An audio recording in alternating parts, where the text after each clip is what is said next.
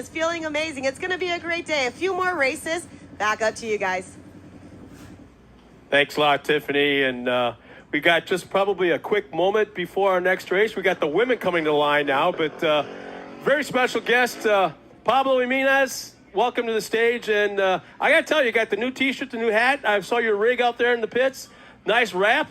Thanks, sir. Pretty darn cool, man. What's going on? Hey, nothing, man. Just getting back in shape after a little rollover on the Vet Plus 40 race. Yes. Now, you said, I asked you when you came up here, you were good, but tell us about your car. Yeah, well, we got a little bit of a cracked frame, and we're going to have to get back to the shop and see what we can do with that to get it ready for the next round. Well, at least you have a little bit of time since we're not till the end of May, right? So, yeah, but still, it's work. Yep, certainly. Yeah. So tell us about your race program. So how long have you been racing? And you're in a Yamaha, correct? No, Can-Am. Can-Am, sorry. Can-Am. But tell us about how long you've been racing and how you got into it. Well, I've been racing motocross for about 30-some years. Okay. And just bought the Can-Am about a year ago and started racing up north in the Midwest. And it's been going good.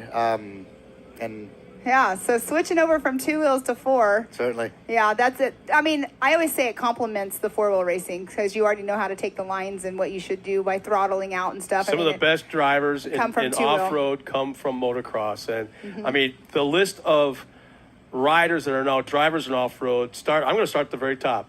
It's got to be Johnny Greaves, Right. CJ Greaves. And the list goes on and on and on, the guys that have raced motocross. And before we get too much further, let's address the fact of your race program and the big story behind your program.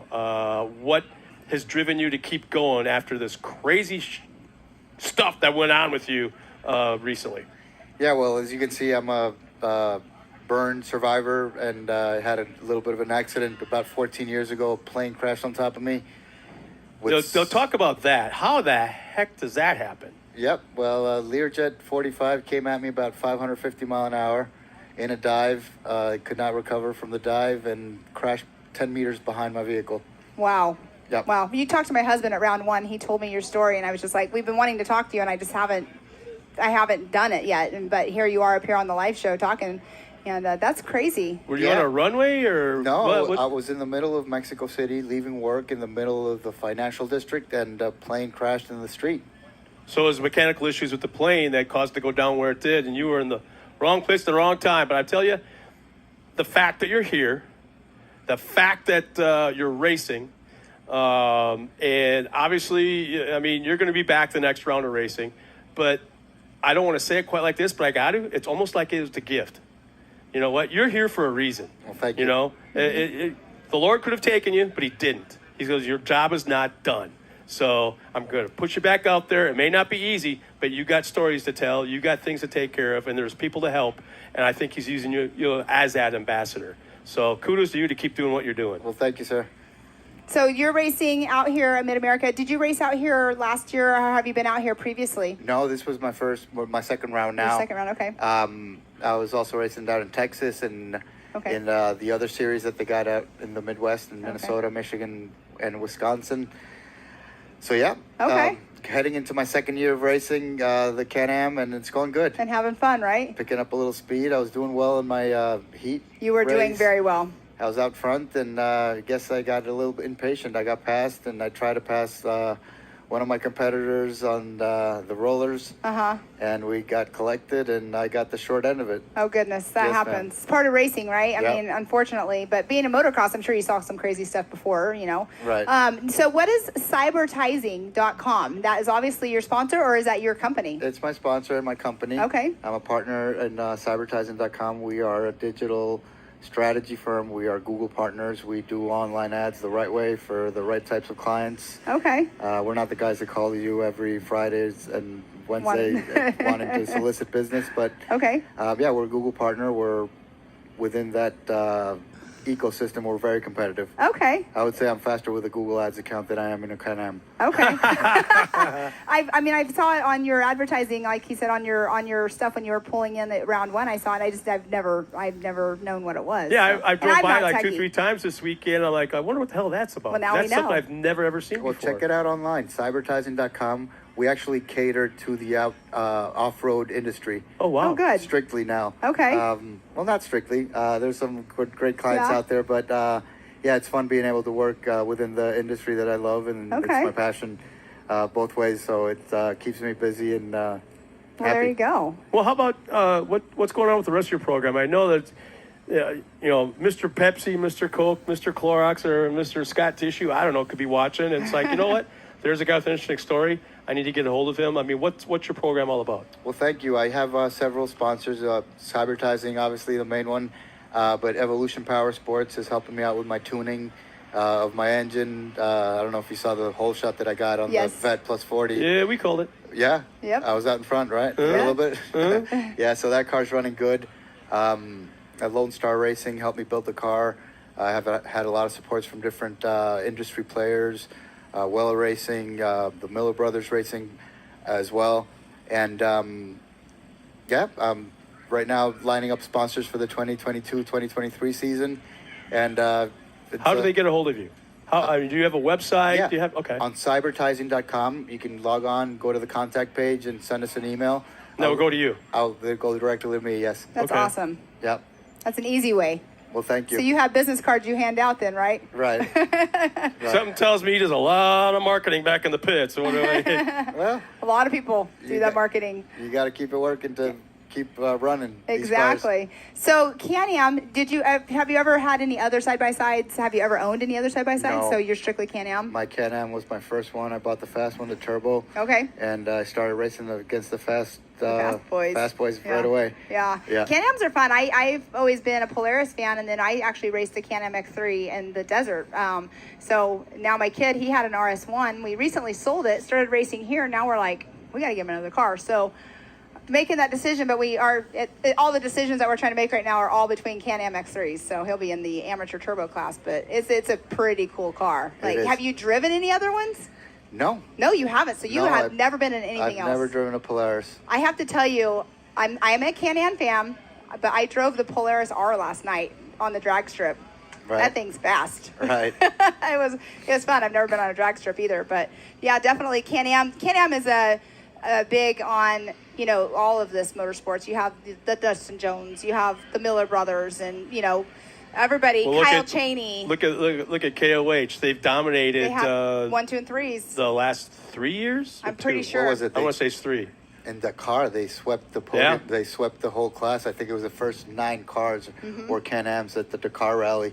Yeah, the Dakar Rally. That's something to think about too. It's kind of like if my first ride in NASCAR was with Richard Childress. No, I'd rather go somewhere else. No, that ain't gonna happen. No.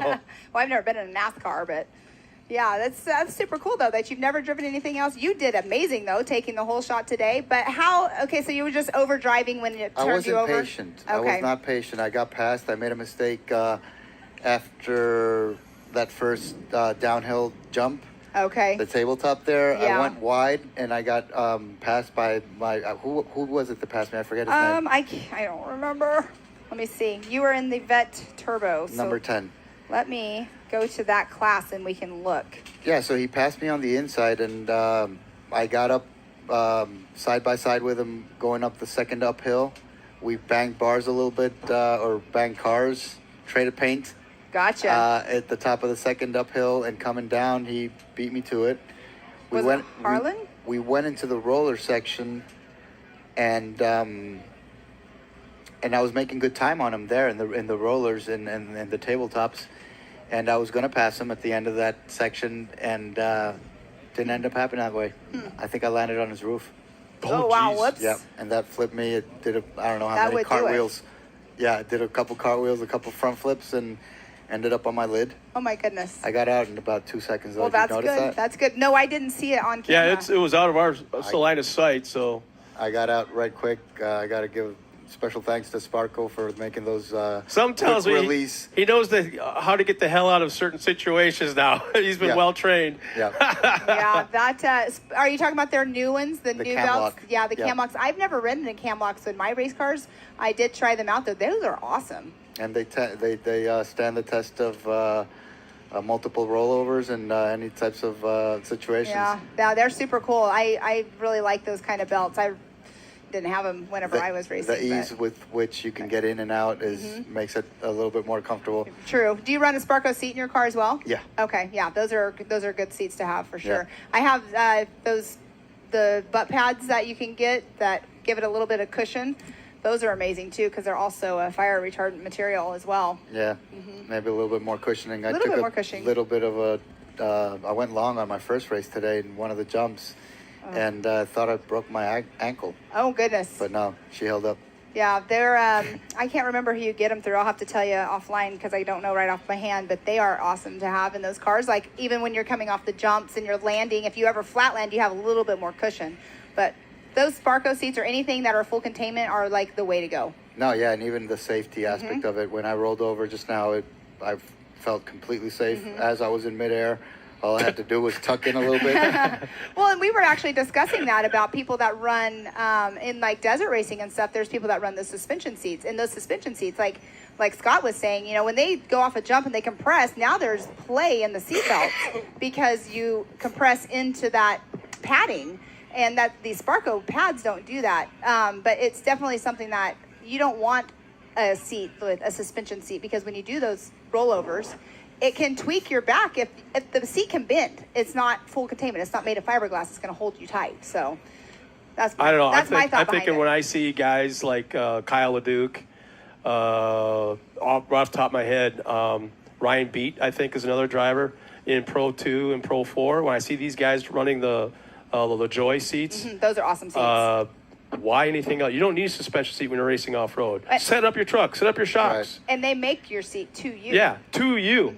They're out of North Carolina. Yeah, you got to go there and sit in it, and the fabrication into the seat is almost as complicated as the fabrication of the race truck itself. Right. You know. Exactly. So, you know what? We kind of got off subject. We wanted to talk about you, your story, your race program. What is it you're looking for going forward from now? Obviously, you got to fix your car for the next race. Right. So we are looking for a little bit of support for my race program, which is going to include this series and some series in Texas and throughout the United States.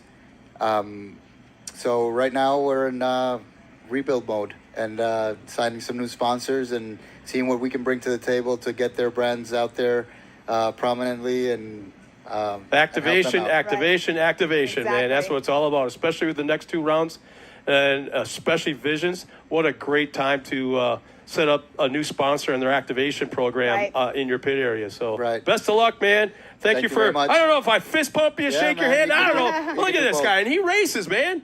The claw. Thanks, man. Thank you so Thank you so much. much. Whoops, we Sorry. hit things here, but yeah, thank you, and Yep. come and speak with us anytime Thank you you want very to. much. All right, take care, Bye. man. Best of luck. All right, they're watering the track. The ladies are on the line waiting to take off. Yeah, they're with the amount of